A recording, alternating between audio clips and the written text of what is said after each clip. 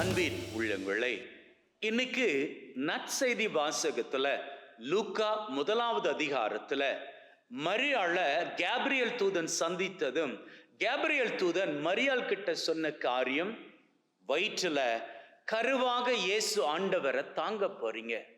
உடனே மரியாளினுடைய பதில் என்ன தெரியுமா?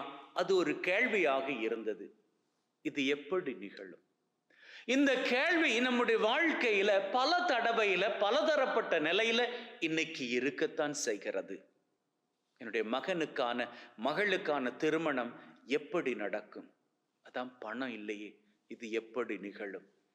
உடம்புல மருத்துவர் செக் பண்ணிட்டு சொல்லிட்டாரு, இந்த வியாதி ரொம்ப கொடூரமானது, இதற்கு மருந்தே கிடையாது, இனி ஆரோக்கியம் ரொம்ப கஷ்டம், ஆரோக்கியமாக வாழணும், ஆனா மெடிக்கல் சர்டிபிகேட் இப்படி இருக்கிறது, நான் எப்படி ஆரோக்கியமாக வாழ்வது?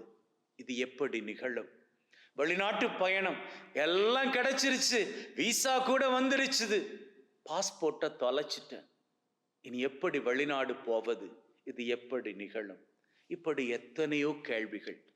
இத்தனை கேள்விகளுக்கெல்லாம் பதிலாக அன்னை மரியாள் இன்னைக்கு நம் முன்னாடி திகழுகின்றார்.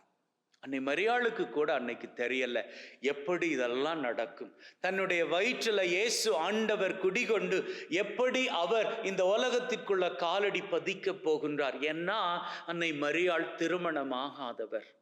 ஆனாலும் கேப்ரியல் தூதன் சொன்ன வார்த்தைகளை நம்பி, நான் ஆண்டவரின் அடிமை, உம்முடைய வார்த்தையின்படியே எனக்கு நிகழட்டும் அப்படின்னு சொல்லி தன்னை முழுவதுமாக கடவுளுக்கு ஒப்பு கொடுத்தார். எப்படி நிகழும் அப்படின்னு சொல்லி உங்களுக்கு தெரியல இல்லையா? எப்படி அந்த திருமணத்தை நீங்க நடத்தி வைக்க போறீங்க அப்படின்னு உங்களுக்கு தெரியல இல்லையா? எப்படி உங்களது உடல் நலம் பெறும் அப்படின்னு சொல்லி உங்களுக்கு தெரியல இல்லையா? எப்படி உங்களுக்கான வெளிநாட்டு பயணம் கைகூடும் அப்படின்னு தெரியல இல்லையா? கவலையை விடுங்க, உங்க கவலைகளை எல்லாம் ஆண்டவர்கிட்ட போட்டு விடுங்க, அவரு பார்த்துப்பாரு. வேதம் தெளிவாக சொல்லுகிறது. நீங்க எதுக்கு கவலைப்படுறீங்க? அதான் கடவுள் உங்க மேல கவலையா இருக்கிறாரே. அவர் உங்க மேல கவலைப்பட்டா போதும், உங்க வாழ்க்கை உயரங்களை தொட்டு கொள்ளும்.